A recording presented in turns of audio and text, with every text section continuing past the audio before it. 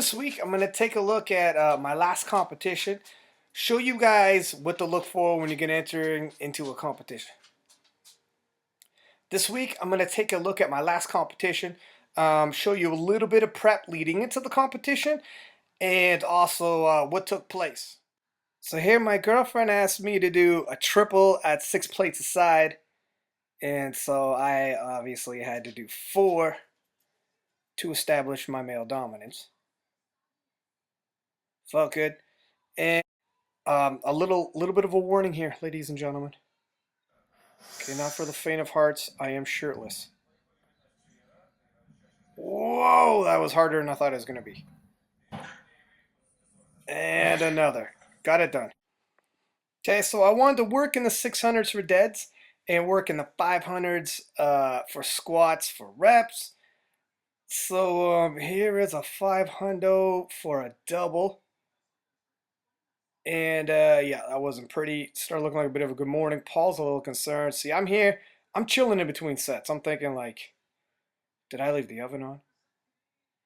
No.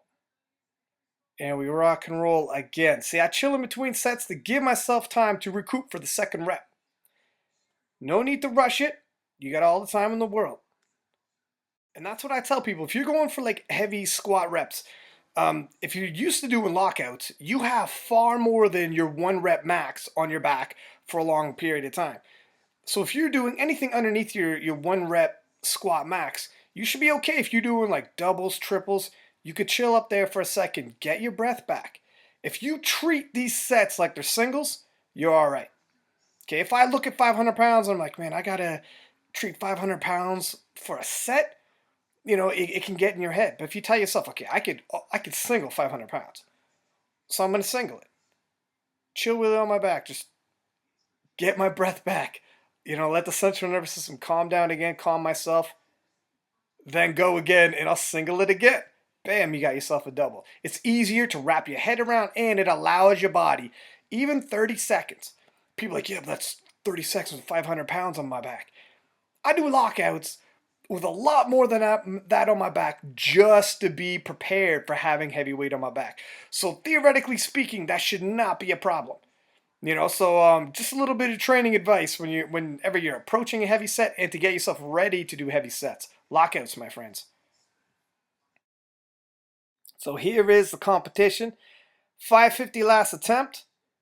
And grind it out. I kept my chest up, kept my head up, and that's how you're going to survive those. Don't let your chest cave. Now take a look at this. Little controversy. Oh my gosh. Does he hit depth? Bam! Looks like it. But guess what? It looks like the hips below the knee. They didn't give it to me. And I mean, that's cool. That's sports, man. I mean, the strike zones and the whole nine, that's what sports is all about. You know, you don't argue the calls, whatever. It is what it is. You just collect yourself and you keep it moving. Don't let it rattle you.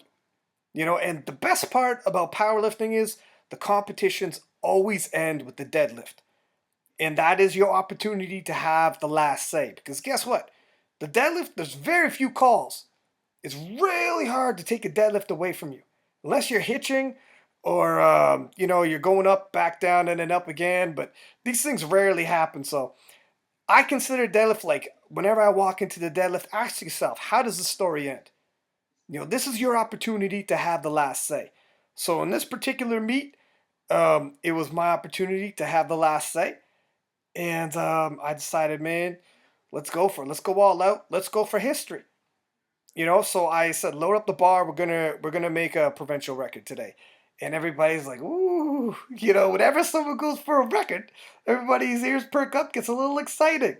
And I wasn't super duper sure I'd be able to hit it because I was in a weight class above my natural weight class. You know, I just didn't cut water. I could have went the weight class below, just decided not to cut water. What the heck? And so here it is. You get to take a look at it. Big pull. That's my girlfriend yelling.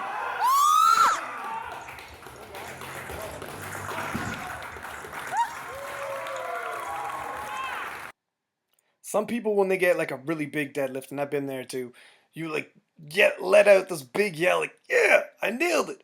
Other times, like this particular time, I wanted to make a point. So sometimes you say more by not saying much at all. I just got the lift up, stare down the crowd, let everybody know, like this is how the story ends right now. This is how I want to end, and let it down nice and gracefully. Take off your belt, walk off like it was just a everyday Sunday afternoon. Ain't no thing but chicken right. Sometimes that says more than letting out the big yells. I've done that too, man, because you can't help it. You're full of energy and you're excited.